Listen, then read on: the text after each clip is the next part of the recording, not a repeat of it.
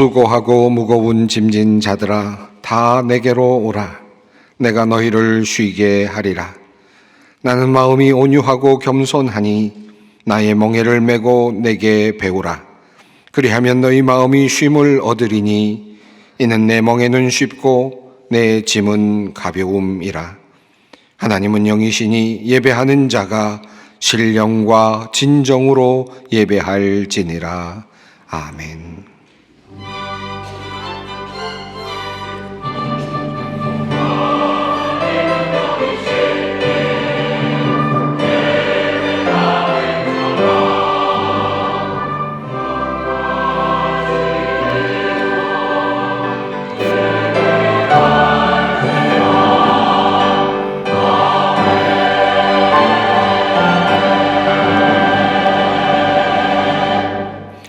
영원히 찬양받으실 주 여호와 우리 아버지 하나님, 그 놀라우신 능력과 크시는 총을 인하여 주께 영광 돌립니다. 죄와 사망에서 우리를 건지신 주 예수 그리스도의 은혜를 찬양하옵고, 오늘도 우리와 함께 하시며 날마다 새롭게 하시는 성령의 놀라운 역사로 인하여 주께 찬송을 부릅니다.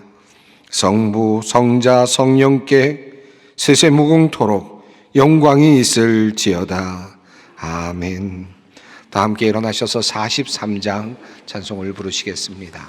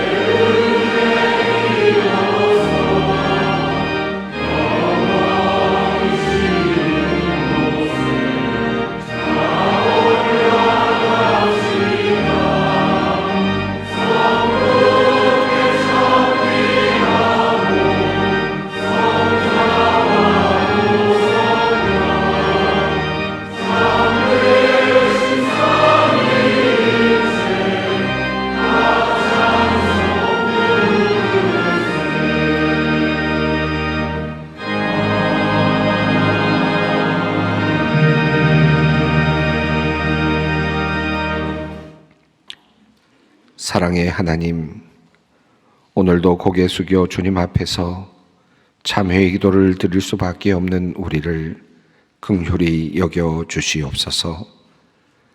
우리에게 가정을 주시고 사랑을 배우고 실천하게 하셨으나 도리어 우리는 우리의 가족들을 아끼고 사랑하지 못하고 천국이 되어야 할 가정을 때로는 지옥과 같은 고통의 자리로 만들었습니다. 배운 대로 살지 못하고 아는 만큼 실천하지 못하며 마음 먹은 만큼 행동하지 못하는 우리의 부족함을 용서하여 주시옵소서. 가까운 이에게 도리어 상처를 주고 더 사랑해야 할 사람을 도리어 시기하고 미워하며 더 아끼고 도와야 할 일을 더 힘들게 하고 괴롭히는 우리의 못된 심성을 용서하여 주시옵소서. 얄팍한 이기심에 휘둘리어 손해보지 않으려는 마음에 싸움을 부추기고 분열을 만드는, 그리하여 하나님을 기쁘시게 하지 못하는 참으로 가련한 우리를 불쌍히 여겨 주시옵소서. 주님의 뜻을 앞세우며 살아가야 할 우리들이 어리석게도 나의 욕망을 앞세우며 살았음을 회개합니다. 잠시 살아가는 인생의 길인데 마치 영원히 살 것처럼 이 세상의 애착을 가지고 살았음을 또한 회개합니다. 하나님, 이 시간 우리의 모든 죄악을 주님 앞에 내어놓습니다. 우리를 불쌍히 여기시고 주님의 보혈로 모든 악에서 우리를 건져 주시옵소서. 지금은 하나님과 나만이 아는 죄를 생각하며 묵묵히 참회의 기도를 드립니다. 누가 정죄하리요? 죽으실 뿐 아니라 다시 살아나신 이는 그리스도 예수시니 그는 하나님 우편에 계신 자요 우리를 위하여 간구하시는 자시니라. 누가 우리를 그리스도의 사랑에서 끊으리요? 그러므로 이제 그리스도 예수 안에 있는 자에게 결코 정죄함이 없느니라. 아멘.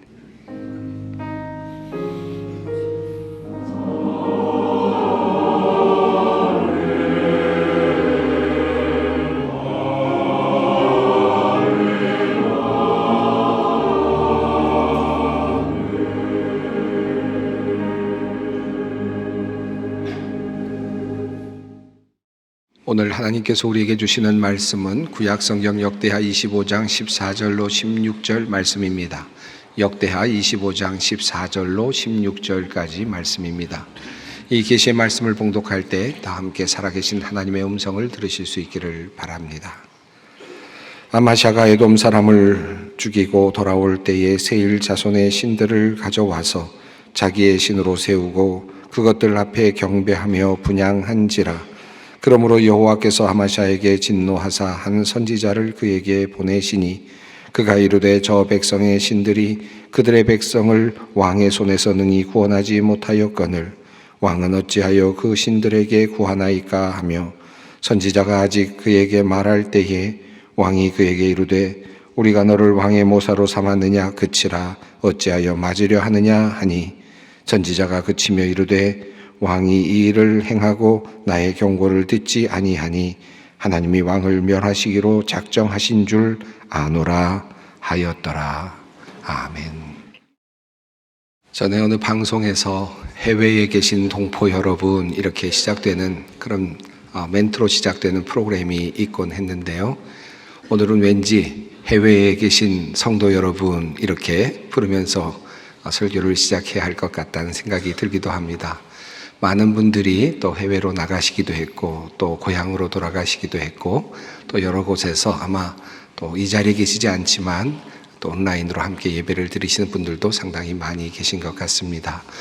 오늘 본문 말씀은 아마샤와 관련된 내용입니다. 아마 여러분 아마샤라고 하는 왕의 이름을 잘 모르시는 분들이 대부분이실 겁니다. 최근 역대기를 우리가 함께 읽어가면서 아마샤 왕에 대한 부분을 우리가 읽었습니다. 그래서 새벽기도 하신 분들은 조금 익숙한 이름이 될 수는 있겠지만 새벽기도 함께 하지 못하신 분들은 아마 처음 듣는 그런 느낌일 수도 있겠습니다. 이 아마샤 왕은 남유다의 왕입니다. 특별히 이제 하나님을 경외하려고 노력하는 그런 왕으로 꼽히는 사람 중에 하나이지만 그러나 그에게는 또 흠도 있었던 그런 왕이기도 합니다. 요시야 왕의 아들로서 요시야 왕이 암살되고 그래서 왕위를 잃어버린 후에 그의 아들 아마샤가 왕위를 이어가게 되었습니다. 이 요시야 왕은 어릴 때 1살 때 성전에 숨어 들어가게 되고 7살 때 다시 왕위를 찾게 되는 그런 왕이죠. 그래서 그때부터 성전을 다시 복원하고 성전 예배를 복원하는 일을 했던 왕이 요아스 왕입니다. 이 요아스 왕이 처음에는 하나님께 충실하고 또 하나님 앞에 정직했지만 후에는 그만 또 하나님과 멀어지는 그런 안타까운 일들이 있었습니다. 그것 때문에 마지막에는 신하들에게 살해를 당하는 그런 일이 일어나게 되었습니다.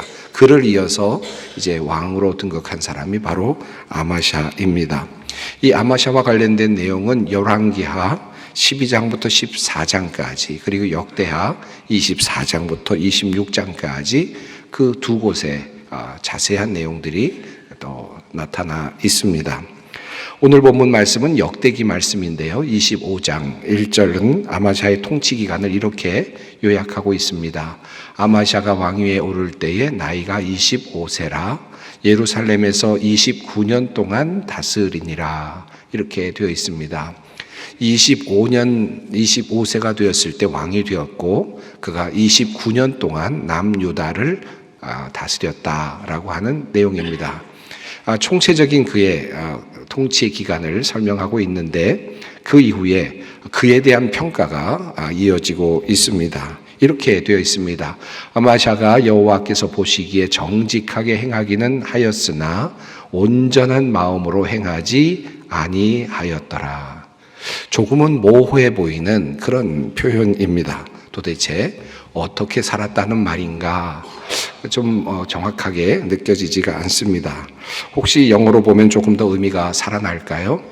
Even though Amasa obeyed the Lord by doing right, he refused to be completely faithful. 이렇게 되어 있습니다. 이 뒷부분에 he refused to be completely faithful이라는 말이 마음에 와닿습니다. 이 말의 뜻이 무엇일까요?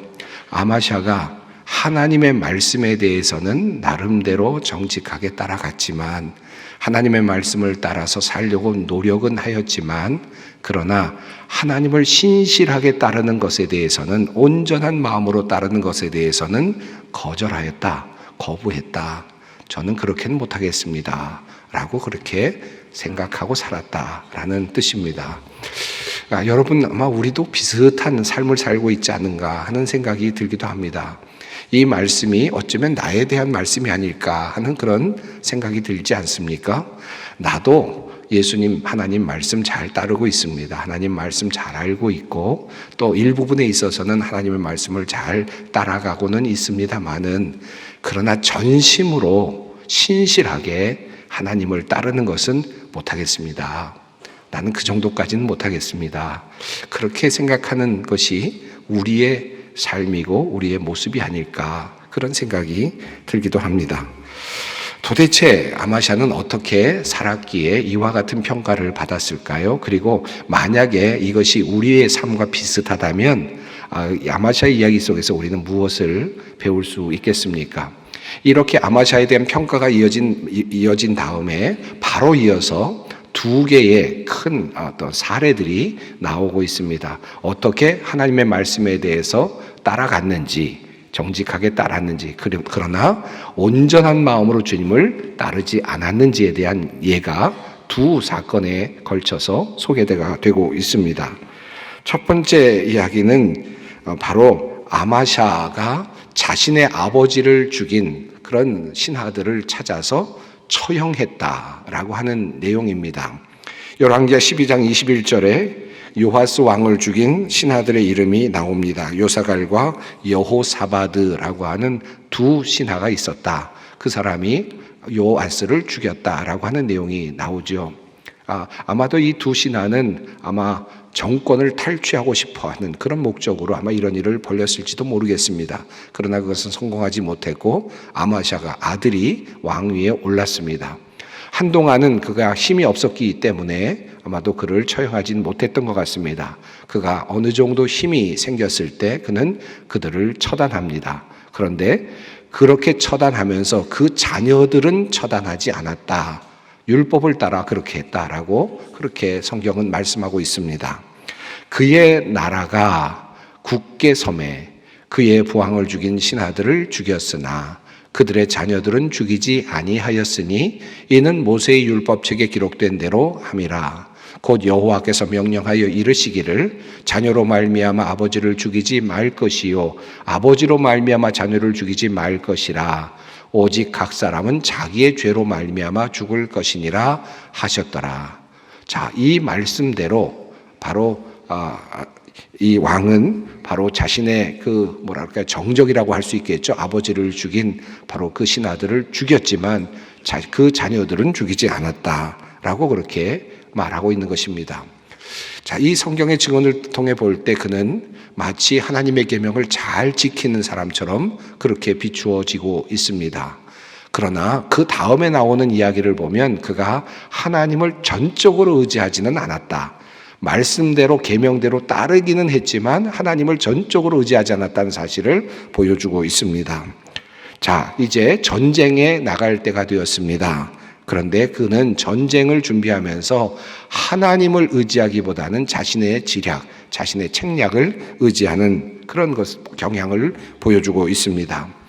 아마샤가 유다 사람들을 모으고 그 여러 족속을 따라 천부장들과 백부장들을 세우되 유다와 베냐민을 함께 그리하고 20세 이상으로 계수하여 창과 방패를 잡고 능히 전장에 나갈 만한 자 30만 명을 얻고 또 은 100달란트로 이스라엘 나라에서 큰 용사 10만 명을 고용하였더니 전쟁에 나가기 전에 이 왕은 아마샤는 지금 하나님께 기도하거나 또 하나님께 간구하지는 않았습니다. 그리고 나름대로 이제 병력을 준비합니다. 그리고 병력이 모자란다고 생각이 들었는지 은 100달란트를 들여서 북이스라엘 사람들 중에 용병을 10만 명 구해왔다라고 하는 것입니다. 이렇게 에돔과의 전쟁을 준비하면서 아마샤는 자신의 군사 30만 그리고 또 용병들 10만 명으로 구성해서 전쟁을 치르고자 하였습니다. 하나님을 믿었지만 하나님을 의지하는 내용은 전혀 나타나지 않습니다. 그저 자신의 계산만이 드러나고 있죠. 하지만 하나님께서는 이와 같은 아마샤의 모습을 보면서 하나님께서는 하나님의 사람을 보내서 이렇게 조언토록 하셨습니다. 어떤 하나님의 사람이 아마샤에게 나와서 이르되 왕이여 이스라엘 군대를 왕과 함께 가게 하지 마옵소서. 여호와께서는 이스라엘 곧 온 에브라임 자손과 함께 하지 아니하시나니 왕이 만일 가시거든 힘써 싸우소서. 하나님이 왕을 적군 앞에 엎드러지게 하리이다. 하나님은 능히 돕기도 하고 능히 패하게도 하시나이다 하니. 이 말의 뜻은 이런 뜻입니다. 이스라엘 용병들을 데리고 가지 마십시오. 그들은 하나님께서 함께하지 않습니다. 그러니 왕은 자신의 군사들과 함께 가십시오. 그러면 하나님께서 도와주실 것입니다. 그러면 능히 이기실 수 있을 것입니다. 라고 하는 그런 말씀이었습니다. 자, 하나님의 말씀이 이렇게 주어지자 지금 아마샤는 고민에 빠졌습니다. 이미 은 100달란트를 지불했던 모양입니다. 은 100달란트를 지불했는데 이미 다 계산이 끝났는데 그러자 선지자는 말하죠. 하나님께서 이보다 더 많은 것을 앞으로 주실 터이니 그렇게 하십시오. 라고 그렇게 조언을 합니다. 결국은 그들에게 돈을 준 셈이 되었고 그들을 돌려보내었습니다. 여기까지 보면 하나님의 말씀을 따라가는 훌륭한 그런 사람처럼 신앙인처럼 보이기도 합니다. 물론 그렇죠. 그렇게 해서 전쟁은 시작되었고 그리고 전쟁은 당연히 하나님의 승리로 그리고 남유다의 승리로 끝이 났습니다. 자, 그 내용을 성경이 이렇게 전합니다. 아마샤가 담력을 내어 그의 백성을 거느리고 소금 골짜기에 이르러 세일 자손 10,000명을 죽이고 유다 자손이 또 10,000명을 사로잡아 가지고 바위 꼭대기에 올라가서 거기서 밀쳐 내려뜨려서 그들의 온 몸이 부서지게 하였더라. 얼마나 극적인 그런 성공이었는지 지금 성경은 이렇게 묘사를 합니다. 모든 사람들, 특별히 10,000명의 사람들을 죽였고 또 10,000명을 사로잡아서 바위 꼭대기까지 몰고 올라가서 그들을 떨어뜨려서 다 죽게 만들었다라고 하는 내용입니다. 그냥 얼핏 지나가면 그냥 지나갈 수 있는 말씀이지만 가만히 생각해 보면 이것은 범죄다라는 생각이 들죠. 전쟁에서 사람을 죽일 수밖에 없는 것은 어쩔 수 없겠습니다. 그러나 사로잡은 포로를 10,000명이나 그렇게 절벽으로 올라가서 떨어뜨려 죽게 한 것은 살인행위라고 할 수 있을 것입니다. 이것은 하나님의 율법을 어긴 것입니다. 어떤 율법은 그가 지키고 있었고 어떤 율법은 그는 지키지 않습니다. 곰곰이 생각해 보면 아마샤가 아버지 요아스를 죽인 신하의 그 자녀들을 죽이지 않은 것은 정치적인 의도도 꽤 있었다고 생각이 듭니다. 백성들에게 나는 하나님의 계명을 지키는 사람이다. 나는 그래도 너그러운 그런 정치인이다. 라는 것을 보여주고자 하는 그런 의도가 있었을지 모르겠습니다. 그러나 모든 것이 가려져 있는 전쟁의 상황에서 그의 잔인한 성격이 잘 도리어 드러나고 있습니다. 무자비하게 사람을 죽이고 있는 10,000명이나 그렇게 포로들을 죽이고 있는 그의 모습이 잘 나타나고 있습니다. 여기까지 그래도 전쟁에 성공하고 그리고 이제 돌아오는 모습이 비춰집니다만은 그러나 이어서 이어지는 이야기는 참으로 안타깝습니다. 에돔 사람들을 죽이고 전쟁에서 돌아오면서 승리하며 돌아오는 그 길에 그는 하나님께 찬양하거나 하나님께 영광을 돌리지 않습니다. 그러한 이야기가 성경에 전혀 나타나지 않습니다. 도리어 세일 자손이 가지고 있었던 그 신상을 가지고 왔고 그리고 그것을 경배하고 그것에 분향하였다라고 성경은 말씀합니다. 아마샤가 에돔 사람들을 죽이고 돌아올 때에 세일 자손의 신들을 가져와서 자기의 신으로 세우고 그것들 앞에 경배하며 분향한지라. 참으로 놀랍습니다.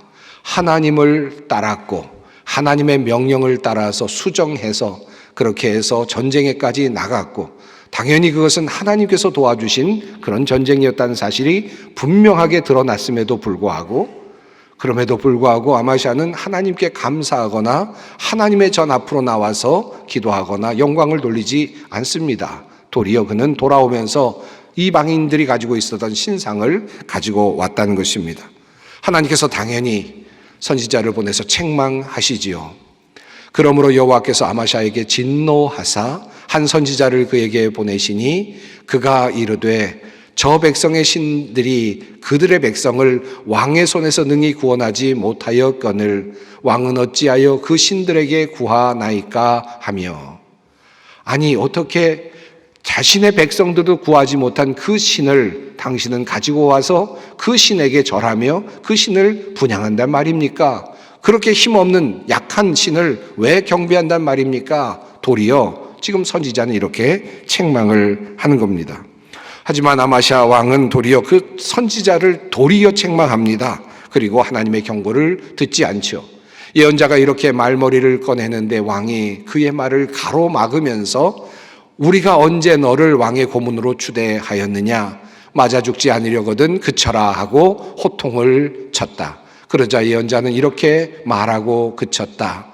임금님께서 나의 충고를 받지 않고 이렇게 하시는 것을 보니 하나님께서 임금님을 망하게 하시기로 결심하셨다는 것을 이제 알 것 같습니다. 자, 여기까지 이르게 되었습니다. 왜 이 아마샤 왕은 이 부분에서 양보하지 않았을까요? 왜 이 부분에서 회개하지 않았을까요? 왜 이 충고를, 이 하나님의 경고를 듣지 않았을까요? 왕은 도리어 선지자에게 책망을 하는 말을 했습니다. 그는 이 지점에서 회개하지 않았습니다. 왜 그랬을까요? 열왕기하 14장 4절은 그 이유에 대한 단서를 이렇게 우리에게 제공해 주고 있습니다. 아마샤가 여호와 보시기에 정직히 행하였으나 그의 조상 다윗과는 같지 아니하였으며 그의 아버지 요아스가 행한 대로 다 행하였어도 오직 산당들을 제거하지 아니하였으므로 백성이 여전히 산당에서 제사를 드리며 분향하였더라. 이 평가를 토대로 한다면 아마샤가 왜 에돔 땅에서 돌아올 때 에돔 사람들이 섬기던 그 신상을 가지고 왔는지, 그리고 와서 왜 그 신상에 경배했는지, 그리고 왜 신상에 분향했는지를 알 수 있습니다. 그는 한마디로 말하면 하나님을 섬기는 사람이기는 했지만 그러나 동시에 다른 신도 섬기는 사람이었다라고 말할 수 있겠습니다. 산당에 올라가서 다른 신들을 섬기는 그와 같은 사람이었다는 말씀입니다. 하나님도 섬기지만 다른 신도 섬기는 그와 같은 사람입니다. 그러면서 자기 자신은 이렇게 생각을 했겠죠. 나는 여호와를 섬기는 사람이다.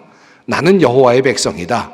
나는 하나님만을 섬기는 그런 사람이다. 라고 그렇게 생각을 했겠습니다. 그러나 동시에 산당에서 그는 예배를 드리고 있었습니다.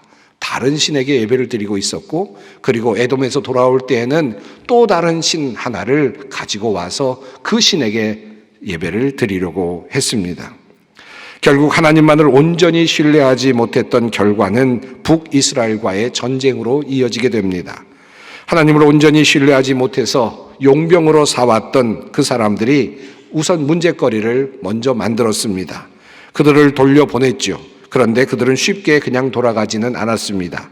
그들이 돌아가면서 사마리아에서부터 벳호른까지 유다 지역을 약탈하며 그렇게 갔고 사람 3,000명을 죽였습니다. 그리고 노략질을 하였습니다. 이것이 빌미가 되어서 북이스라엘과 전쟁이 시작이 되죠.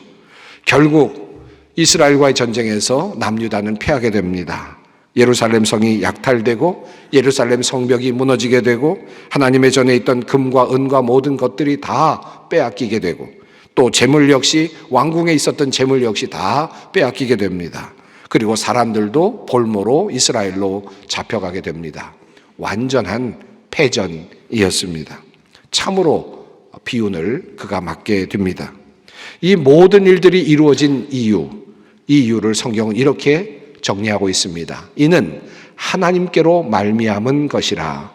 그들이 에돔 신들에게 구하였으므로 그 대적의 손에 넘기려 하심이더라.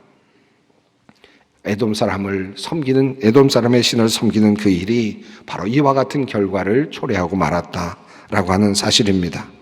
이후에 아마시아의 인생은 한마디로 말하면 죽지 못해 사는 인생이 됩니다. 성경은 이렇게 증언합니다. 유다 왕 요아스의 아들 아마시아가 15년간 생존하였더라. 통치하였다, 다스렸다라는 말은 사라지고 생존하였다, 죽지 못해 살았다라고 하는 그런 뜻입니다. 몇몇 학자들은 아마도 아마시아가 그때, 그러니까 이스라엘에게 패전했을 때 볼모로 이스라엘로 잡혀갔을 것이다 라고 그렇게 추정을 하기도 합니다. 이 모든 것의 출발점에 바로 에돔 신을 섬기는, 그리고 에돔 신을 가지고 왔던 바로 그의 불신앙이 자리하고 있습니다. 왜 그는 그렇게 못난 신인 에돔 신을 경배하려고 했을까요? 자신의 백성들도 제대로 지켜내지 못한 그 에돔의 신을 왜 그는 경배하려고 했습니까? 왜 그런 신을 섬길 수 있었을까? 저는 이 말씀을 읽으면서 늘 이런 생각을 해보았습니다. 특별히 최근에 이 말씀을 읽으면서 참 무식하다, 참 미련하다. 어떻게 이런 에돔 신상을 가져다가 섬길 생각을 했을까? 그런 생각이 많이 들었습니다. 도저히 일어날 수 없을 것 같은 미련한 일이 일어났다라고 생각을 하면서 참 많이 묵상을 했는데, 그런데 가만히 생각해 보니까 우리 중에도 또 우리에게도 이와 같은 일들이 참 많이 일어나고 있다는 사실을 깨닫게 되었습니다. 우리가 하나님의 도우심으로 무엇인가 어떤 전쟁에서 승리를 할 때가 있죠. 이 승리를 경험할 때가 있습니다. 간절히 구하는 것들, 하나님께서 함께 하셔서 승리하게 되고 그리고 차지하게 되는 그와 같은 경험을 우리가 할 때가 있습니다. 그리고는 그곳에서 전리품과 같은 것들을 얻을 때가 있죠. 마치 에돔 사람들이 섬기던 신상 같은 그런 것들을 전리품으로 얻을 때가 꽤 많이 있습니다. 물론 이것은 하나님께서 우리에게 주신 것이죠. 전리품입니다. 선물입니다. 하나님 승리의 표징이라고도 할 수 있겠습니다. 그런데 때로는 우리가 살아가면서 하나님께서 나에게 축복으로 주신 그 전리품과 같은 것을 섬기고 때로는 그것이 나의 신이 되고 내가 의지하는 것이 되는, 그리고 하나님은 사라지는 그와 같은 경험을 할 때가 상당히 많이 있습니다. 내가 경배하는 그 자리에 하나님이 계시는 것이 아니라 사실은 나에게 하나님께서 그 모든 복을 주셨는데 그럼에도 불구하고 하나님께서 주신 그 복 자체가 도리어 마치 신처럼 내 위에 군림하고 있는 그런 경험을 할 때가 참 많이 있습니다. 재물의 경우 그렇지 않습니까? 하나님께서 나에게 큰 은혜를 베풀어 주셔서 많은 재물을 주셨다. 아니면 나에게 적절한 귀한 재물을 주셨다. 그런데 이것은 분명히 하나님께서 나에게 주신 전리품과 같은 것이죠. 하나님께서 나에게 주신 선물과도 같은 것입니다. 은혜입니다. 그런데 그 재물을 들고 그냥 가지고 있다가 결국은 재물이 나의 신이 되고 재물을 지켜야 되고 재물이 나를 지배하는 그와 같은 삶을 살아가는 사람들이 얼마나 많이 있습니까? 하나님께서 에돔을 무찌를 수 있게 하시고 에돔의 신상까지도 가져올 수 있게 해주셨는데 그렇게 하신 분은 하나님이신데 그런데 도리어 에돔의 신상을 섬기는 것과 다를 바 없는 것입니다. 우리가 기도해서 얻는 많은 응답들이 있습니다. 마치 전투에서 하나님께서 도우셔서 얻게 되는 그런 전리품과 같은 것들, 그런 것들이 우리에게 있을 수 있습니다. 좋은 직장들이 그럴 수 있겠죠. 또 어떤 특별한 자리, 이것만큼은 놓칠 수 없다라고 생각되는 그런 자리들도 있을 수 있겠습니다. 심지어는 배우자일 수도 있고요, 어렵게 얻은 자녀일 수도 있겠습니다. 이 모든 것은 다 하나님께서 나에게 주신 것입니다. 그럼에도 불구하고 때로는 그 하나님의 자리에 내 어렵게 얻은 자녀가, 어렵게 가진 내 자리가, 때로는 어떤 직장이 자리하게 될 수도 있습니다. 모든 것이 하나님께서 나에게 주신 것인데 도리어 그것을 숭배하느라 하나님을 잊을 때가 있습니다. 그것이 신이 될 때 하나님은 진노하시고 분노하십니다. 그런데 우리가 하나님을 버리고 그리고 다른 신을 섬긴다라고 하면 조금 더 분명해져서 우리가 우리의 모습을 분명하게 깨달을 수 있을 것 같은데 우리의 문제는 이것입니다. 하나님을 나는 잘 섬기고 있다고 생각은 하는데 동시에 그 신을 섬기고 있다라는 것이죠. 이것이 우리에게는 큰 함정이 아닐 수 없습니다. 바로 아마샤가 겪었던 함정이라고도 할 수 있겠습니다. 아마샤 역시 그러하지 않습니까? 하나님의 계명도 지켰고요, 율법도 지켰고요, 하나님의 선지자의 말씀도 청종했고요, 나름대로 계획도 바꾸었고요, 그렇게 전투에 나가서 승리도 했고요. 하나님의 사람 아닙니까? 어떻게 보면 하나님의 말씀을 따라 살아가는 사람이죠. 그런데 한 가지 문제만 있습니다. 다른 신도 함께 섬기고 있는 것입니다. 재물의 신일 수도 있고 자리일 수도 있고 자녀일 수도 있고 그리고 에돔의 신상일 수도 있습니다. 왜 우리는 두 신이 필요할까요? 아니면 왜 우리에게는 많은 신이 필요할까요? 왜 아마샤는 하나님만 아닌 다른 산당의 신들도 필요로 했을까요? 하나님께서 지치실 수 있다라고 생각해서였을까요? 하나님께서 지치셨을 때 다른 신도 좀 동원하면 좋겠다, 그런 마음이었을까요? 마치 운동선수들이 지쳤을 때 다른 선수를 내보내듯이 그렇게 교체 선수가 필요해서 다른 하나님을 우리가 모시는 걸까요?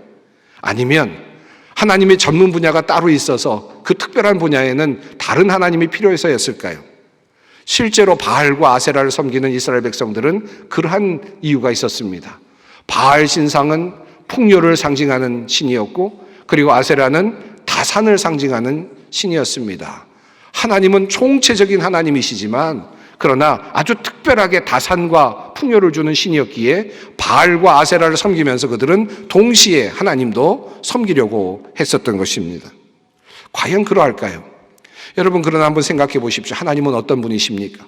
하나님은 지침이 없으신 분이시고 하나님은 전능하신 분이시고 하나님은 전지하신 분이시고 능력이 한이 없으신 분이시고 그리고 무엇보다도 하나님은 단유일하신 하나님이십니다. 이외에 어떤 신도 없습니다. 그러므로 우리가 다른 신을 섬기려 할 때 하나님은 질투하시죠. 그 신이 대단해서 질투하시는 것이 아니라 하나님과 창조물인 그런 어떤 나무, 어떤 돌들, 어떤 것들, 피조물들을 하나님과 동일한 선상에 놓는 것이 하나님께서는 견딜 수가 없으시기 때문에 진노하시고 질투하시는 것입니다. 사랑하는 성도 여러분, 2024년을 이제 맞이하고 보내고 있습니다. 우리 가정을 생각해 봅니다. 나의 삶을 다시 되짚어 봅니다. 과연 우리는 하나님만을 섬기고 있는가? 하나님을 섬기고 있다고 생각하지만 다른 신도 함께 슬그머니 섬기고 있는 것은 아닌가? 돌아보는 오늘 하루가 있었으면 좋겠습니다. 하나님을 신뢰하지 않아서 불러왔던 용병들, 결국 그 용병들이 아마샤를 무너지게 만드는 역사적인 단초가 되었습니다. 또 하나님께서 승리하셔서 그 땅에 마치 포로처럼 잡아오게 된 그 에돔의 신상, 세일의 신상, 그것에 경배한 것이 아마샤를 결국 무너지게 만드는 영적인 단초가 되고 말았습니다. 그러므로 우리는 하나님과 다른 신을 결코 겸하여 섬길 수 없습니다. 우리를 한번 깊이 돌아볼 수 있기를 바랍니다. 주님께서 말씀하십니다.